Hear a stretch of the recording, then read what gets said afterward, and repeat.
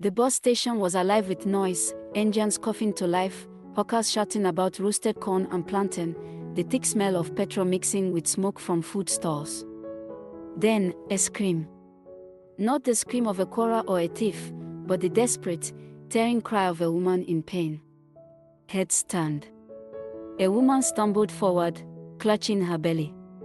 Sweat poured down her face. Two market women caught her before she fell. "Somebody help. The baby is coming now," one of them cried. Before we dive into this incredible story, make sure you hit the subscribe button to join the Tales of Legends and turn on notifications so you never miss any of our touching and life-changing tales. Trust me, you're going to want to hear how this one ends. From the far end of the station, a tall man sprinted toward them. His shirt stuck to his chest, his breath ragged. "It's okay, Amoka, my son is on the way, my first son, Kelechi," he whispered, gripping her hands like an anchor. The crowd parted. An ambulance screeched up, brakes squealing. Doors swung open, swallowing them whole. As the doors shut, I caught one last glimpse of the man's face, lit with hope, heavy with certainty. If only he knew how quickly that certainty would shatter. Hours later, word spread, mother and baby, safe. The man burst into the small clinic, bouquet in hand, grin wide enough to split his face. A nurse emerged, holding a tiny bundle swaddled in white. "Congratulations, sir," she said warmly. "You have a beautiful." He took the child and froze. Curly hair. Light brown skin. Green-brown eyes that seemed almost to glow under the harsh fluorescent light. The smile collapsed. His hands stiffened.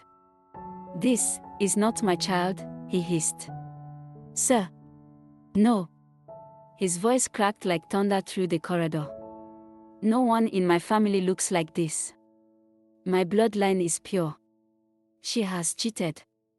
From her bed, Amoka reached for him, tears streaming. "Austin, please." But her plea drowned in his fury. The bouquet lay crushed on the floor. 2 weeks later, he was gone. No calls. No money. No visits. Within a month, he had married a city girl with manicured nails and a polished laugh, the kind of woman he thought was worthy of his name. Amoka stayed in their quiet riverside village, raising her daughter alone.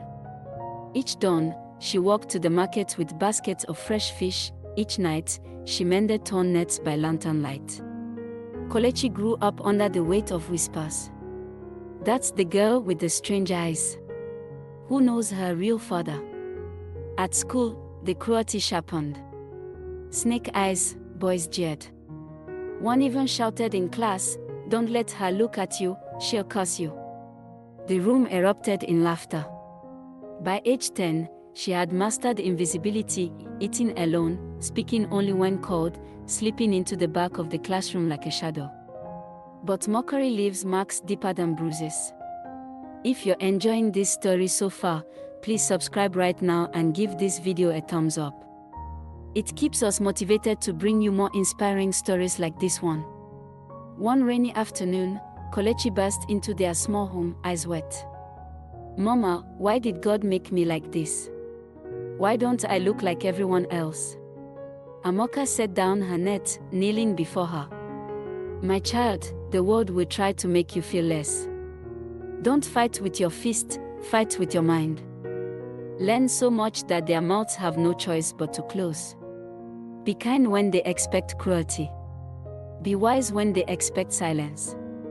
One day, the same people who mock you will call your name with pride." From that day, Kelechi became a quiet storm. She read anything she could find: tattered novels, old newspapers, borrowed textbooks. By 15, she could fix radios, recite scientific formulas, and debate adults without flinching. The same classmates who had mocked her now sought her help with homework. Then came the August rains. The river swelled beyond memory. "If the dam gates aren't opened, the whole village will be gone by morning," someone shouted. The dam's control system was old. No one knew how to operate it anymore. "I can do it," Kolechi said. The crowd scoffed.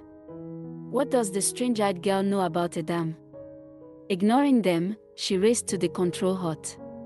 Her fingers found rusted levers, her mind recalling every diagram she'd studied from a torn engineering book. With a grinding groan, the gates opened. The river's fury eased. The village was safe. By morning, Kolechi was no longer the strange-eyed girl. She was the girl who had saved them. Even Austin heard the news. One market day, he appeared beside her store, awkward and older. "Kolechi," he began, I was wrong." She studied him, the man who had denied her before she could speak. "Yes," she said simply. "You were." And she turned back to help her mother serve a customer. But this was only the beginning. In the years that followed, Kolechi's brilliance earned her a national scholarship, one that would take her far beyond the village and into a future she could never have imagined. What happened next? Did she pass the scholarship? Comment next if you want to hear other part of the story and subscribe. And when you hear it, you'll understand why no insult can break a person who knows their own worth. Thank you so much for listening. In today's story, we saw Kolechi, a girl rejected from birth for her looks, mocked at school, and left with only her mother's encouragement. But she turned her pain into power, and the world is about to see her shine. If you love this story, don't forget to click like, subscribe, and share this video so more people can be inspired by her courage. Your support means the world to us.